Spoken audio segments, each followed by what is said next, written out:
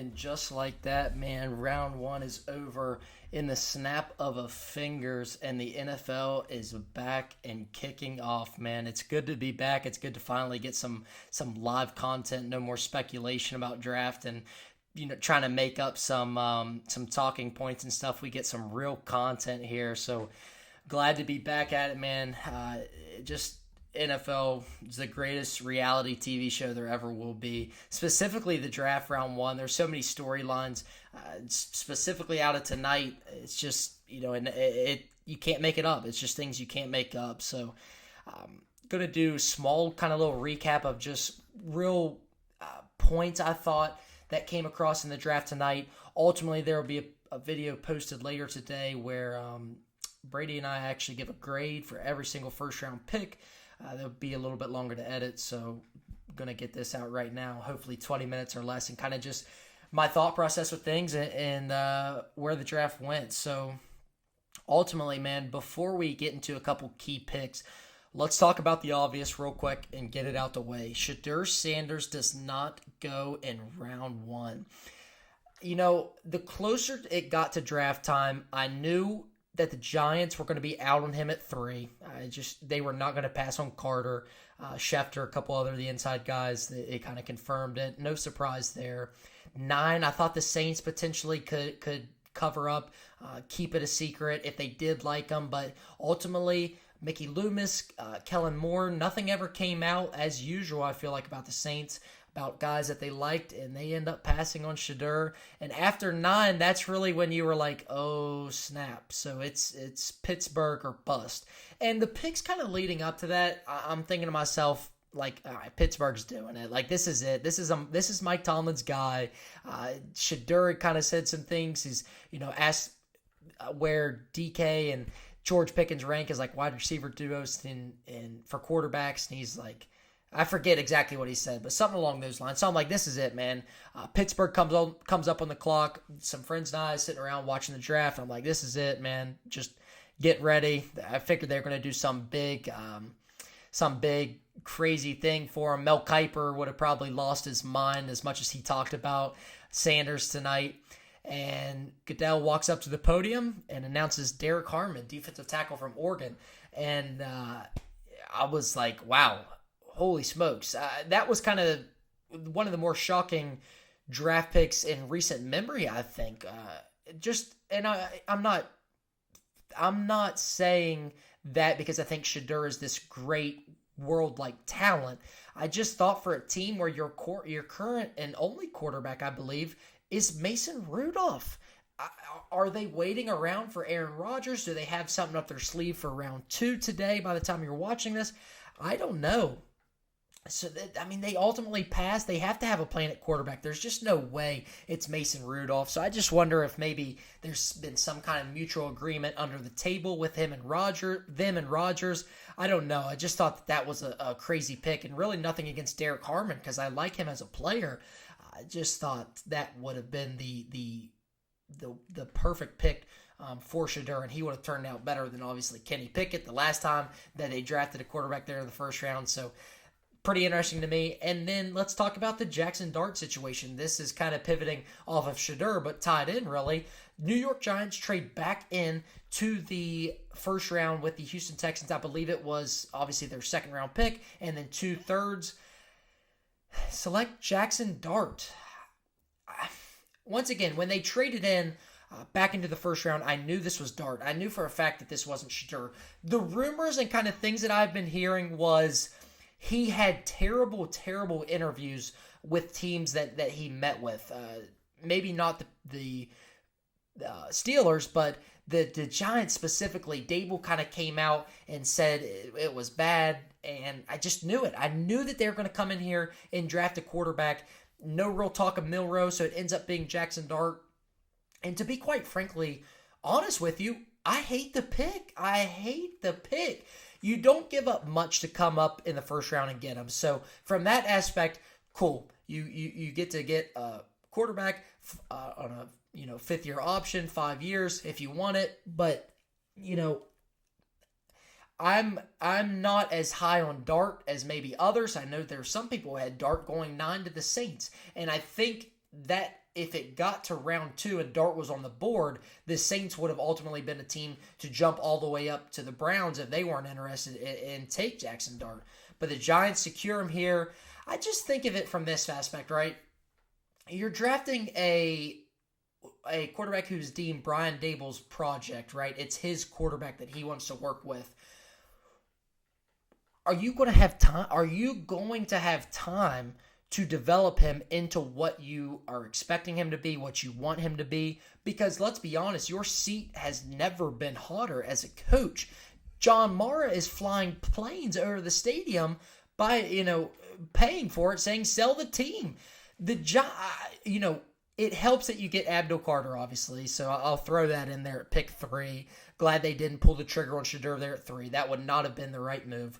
But Dart, man, I don't know. Dable already came out and said Russell Wilson would be the guy to start with at least. So it'll be interesting to see when Dart gets his crack at things. I had a hard time accepting that pick, still trying to accept that pick.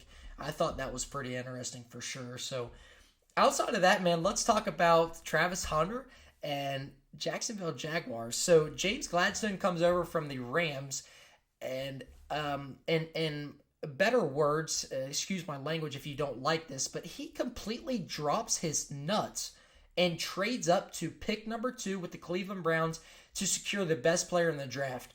I love this. I know you had to give up your first next year, but let's be honest. In a division with C.J. Stroud, who took somewhat of a sophomore hit in his second year here, no Tank Dell, you're looking at Cam Ward going to Tennessee, so a rookie quarterback, and then the Colts, in my opinion, are not going to be very good. Who knows? I would imagine Daniel Jones is starting games by about week 8 to 10 for them, so this is a winnable division. I'm not saying that pick is not going to be valuable. All first-round picks are valuable. But if they have the year that they are expecting, this is potentially a pick that we're talking about in the 22 to 28 range. So not necessarily the 1 through whatever it would be that we're accustomed to seeing Jacksonville pick in. So Gladstone comes over. This was a complete bombshell to me. I saw as it got closer to time, Browns were thinking about trading out, and ultimately they do and get a good haul, and that's kind of the price that you have to pay for the Deshaun Watson trade that you gave away all your picks. You signed him to the max contract, probably over max contract, huge contract. So they trade down to 5, take Mason Graham. I completely understand it. I think it was a smart move for Cleveland too, but I think this just pans out for Jacksonville a little bit better. Brian Thomas Jr. and Travis Hunter, with hopefully a healthy and ready to go T-Law, is going to be extremely, extremely, extremely fun to watch with Liam Cohen. I think Liam Cohen is going to have a hell of a time drawing up plays and getting these guys open. And I'm saying that in a positive way. A hell of a time, probably smiling doing it, because it's going to be electric to watch. We saw Brian Thomas in year 1 look absolutely phenomenal. I think that there's more in there too. So he's obviously your wide receiver 1, and then you add a guy like Travis Hunter as a receiver alone is absolutely phenomenal as your wide receiver 2. And then I believe Diami Brown, who they signed from Washington as a pretty electric wide receiver 3. He had a pretty good stretch of games down the road there for Washington. I love it, man. And then the defensive side of the ball, I've yet to see anything about Gladstone or Cohen say anything. I would imagine he's going 2 ways to start. He immediately steps in with Tyson Campbell and plays the cornerback 1.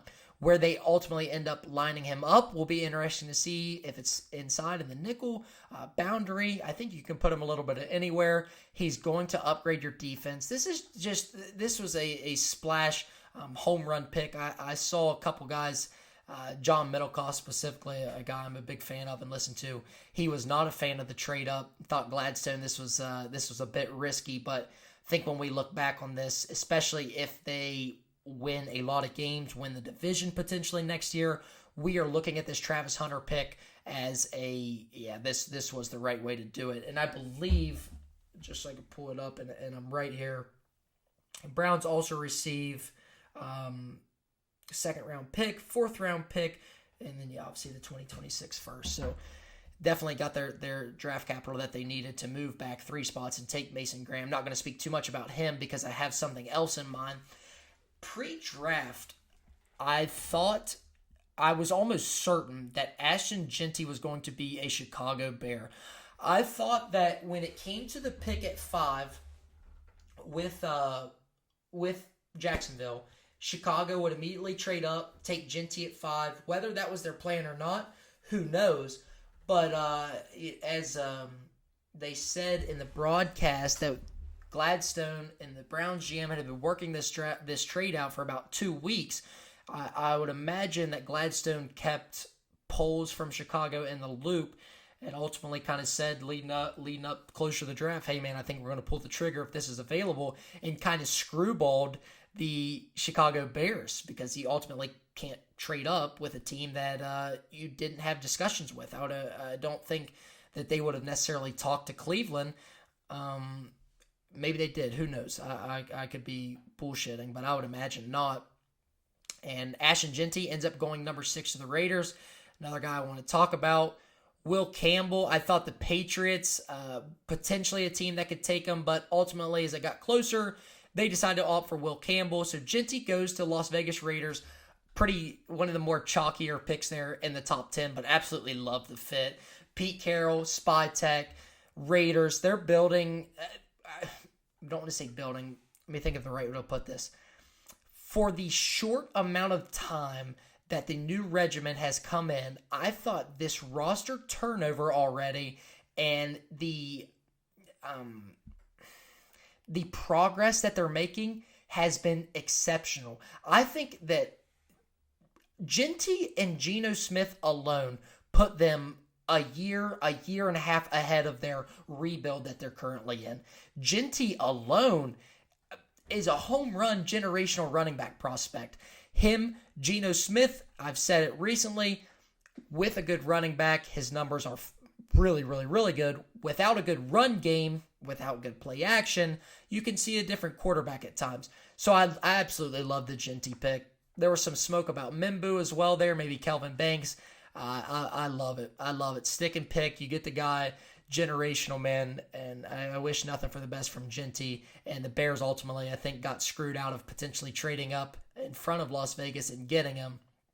But we will kind of transition down the board there to the Chicago Bears at pick 10, who took Colson Loveland, the first tight end off the board. Probably a shock to most people expecting Tyler Warren to be the first tight end off the board. I love this. I think specifically if Ben Johnson tells Ryan Poles, hey, this guy fits the offense perfectly, this is exactly what we need. Jeanty's not there. Maybe they liked Banks, who went 9 to the Saints. They would have went overkill in the offensive line. Loveland's our guy. If that's a Ben Johnson, he said that to Poles, I'm completely in on that. I would give it a A- pick. Komet obviously there as well. You can play around different formations. We saw that with Ben Johnson. He can get crazy with his plays there in his offense. So I loved Loveland, no pun intended, and really wasn't surprised to see him go ahead of Tyler Warren. You know, Davis Warren and Alex Orji were not necessarily the best quarterbacks to ever play at Michigan. So I think you're going to see a really, really good tight end prospect in the NFL from Loveland, man. Some other kind of key points I want to touch about. Let's talk about Tampa Bay Buccaneers selecting Emeka Egbuka, one of the more surprising picks in this draft, I thought, simply because, A, Mike Evans is still giving you some unbelievable years at the wide receiver position. 1,000-yard streak still alive, multi-touchdown. We went to a game last year, my dad and I, and he one-handed absolutely unked J.C. Horn. And he's just still got it, man. He's just one of the smoothest wide receivers I've ever got to watch, partially due to that being in person, man. But that guy is just special. But they end up taking Emeka Egbuka, which signals a couple things to me. A, is the Chris Godwin injury as severe as what we really thought? Is the Chris Godwin injury still bad? Like bad, I guess that's what I'm trying to say. Because to warrant your first round pick, and maybe this was just based off pure talent. This was the guy at the top of their board. Maybe they got sniped Jalen Walker, Mykel Williams, who I really like for them. And hey, we're going to pull the trigger on the guy we like. Ibuka, in my opinion, safest player in the draft, and no shame in that, pulling the trigger for your first round pick. It's hard to mess up. It's hard to mess up your first round pick if it's deemed the safest player in the draft. I just saw this as interesting with Godwin hopefully coming back and getting back healthy into form that we know him as, because you also have Jalen McMillan, who you drafted from Washington, a pretty good young receiver, kind of had some ups and downs early in his career when he really got his chance after the Godwin injury. But he really showed some flashes towards the end of the year. I thought he came on pretty strong, had some really good games. So you completely kind of logjam him when Chris Godwin gets healthy. I got to stop saying ultimately, man. Holy smokes. Been a long day for sure. But this was interesting to me. I just say it like that. Mike Evans, obviously, last year of his contract, next year I believe it is. So I believe that he retires as a Buccaneer.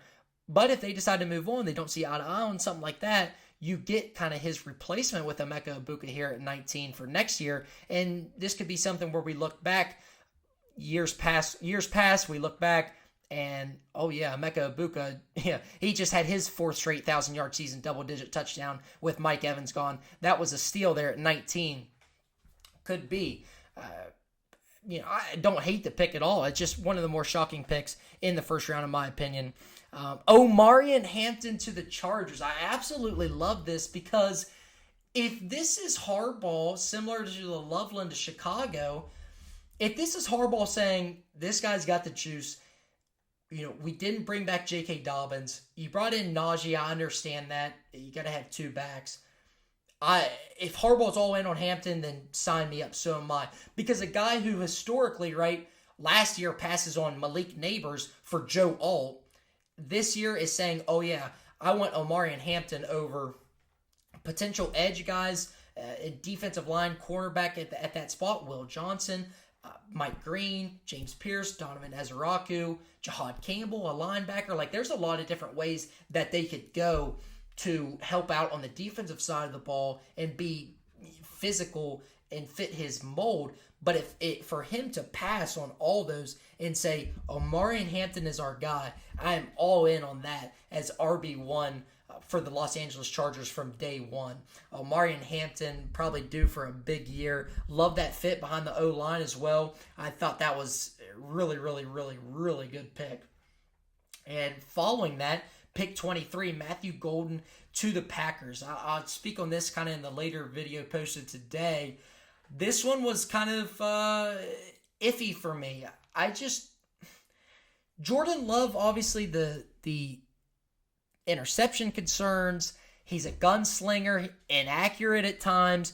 You're getting him, who a lot of people are going to deem his wide receiver one this upcoming year. Him and Jaden Reed play really, really similar to me. You have Christian Watson, the speed threat. Romeo Doubs is going to get his plays, obviously. First wide receiver drafted since 2002 in the home draft venue. I'm not saying that it felt like a crowd pleaser, but I feel like it definitely had something to do with it. But hey, you got to go offensive side of the ball eventually. I feel like for multiple years there, the Packers were going defensive side of the ball. Lucas Van Ness, Quay Walker, Rashawn Gary, a lot of these guys. Obviously, some of them pan out. Lucas Van Ness, not so much. Still early in his career, so who knows? So it's just odd for me to see them finally draft the offensive side of the ball, because it hasn't happened a ton recently. So we'll see what Golden kind of pans out to be. I like him as a player. I think he's a really good receiver. Better than Burden, who didn't make the first round. So I understand it from that aspect. Matthew Golden, 23 there to the Packers, was interesting to me because, in my opinion, the only receiver I would have took at 23 if I was Green Bay was Emeka Ibuka, who went to Tampa Bay, obviously. So A couple more points here, man. We'll kind of wrap this up. James Pierce to the Atlanta Falcons, pick 26. They traded back in to double dip on the defensive side of the ball where they added Jalen Walker, who actually slipped, in my opinion, a little bit, and they took him at 15, which I thought was a phenomenal pick. And then trade back in to pair him with James Pierce, who, when the kind of mock season opened pre-college football season, James Pierce was like number one on a lot of big boards. And then obviously season goes on. It shakes out. It is where we are today. Character concerns, a couple different things, stuff like that. I think the thing that I want to talk about in this is the fact that Atlanta gave up their next year first round pick to come in here and take James Pierce. That's where I have a hard time justifying this. Trading your next year first to come into pick 26 to take a guy with some character concern. Don't get me wrong, he's a talented, really good edge rusher, but that's dangerous, man. I'm not gonna lie. You're playing with fire there. I really believe that.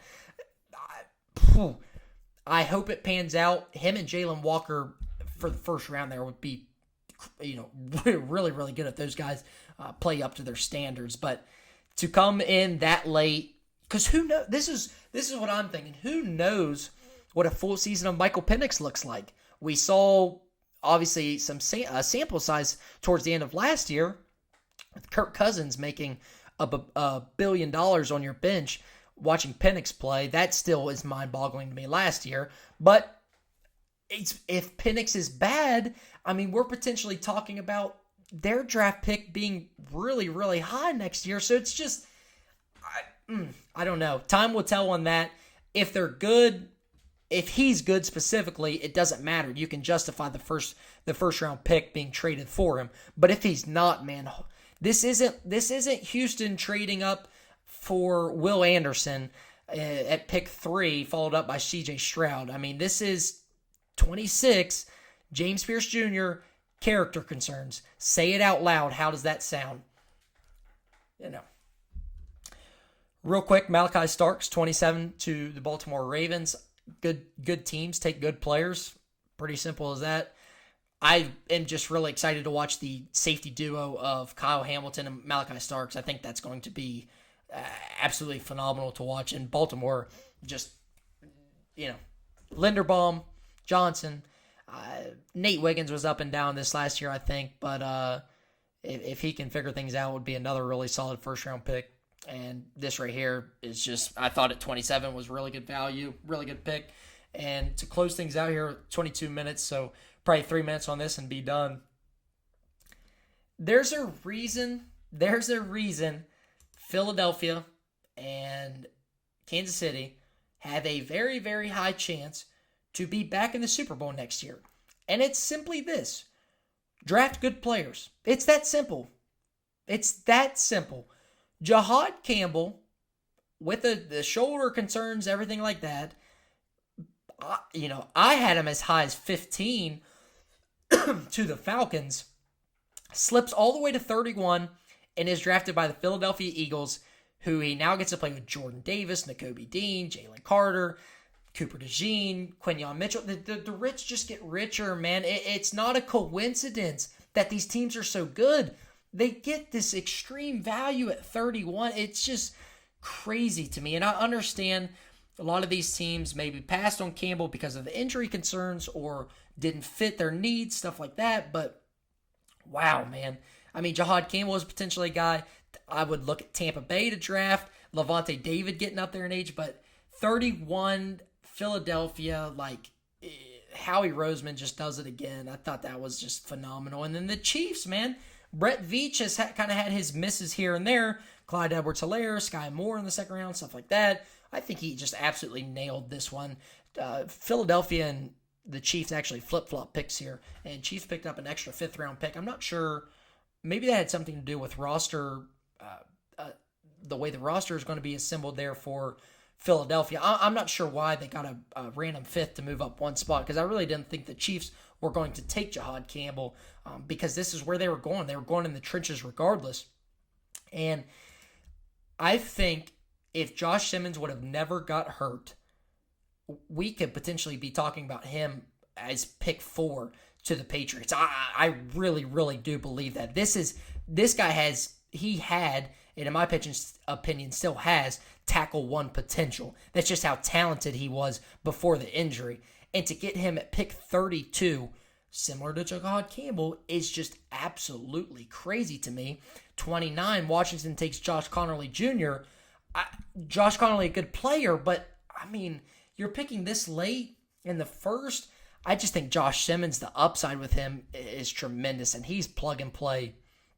I would imagine at right tackle or left tackle, whatever the Chiefs decide to do, man. Jalen Moore coming over from the 49ers. It'll be interesting how they assemble that offensive line. I have a hard time believing that week 1, Kingsley Suamata or Mike Caliendo will be playing left guard for them. So I thought the Josh Simmons pick was just absolutely phenomenal. So, guys, I think that is going to wrap it up. I just kind of that was some stuff that stood out to me watching it. It's been a long night. It's currently 3 in the morning as I'm recording this, so I'm going to get this thing edited and head to sleep. But comment what you guys kind of think stood out to you. Maybe I didn't even touch about Tyler Warren to Indy, guy I'm not super high on. I don't think that moves the needle at all for the Colts. So things like that. I could keep going, man, and run myself into the grave with no sleep. But, hey, man, as always, appreciate you guys watching, and we will see you guys in the next one.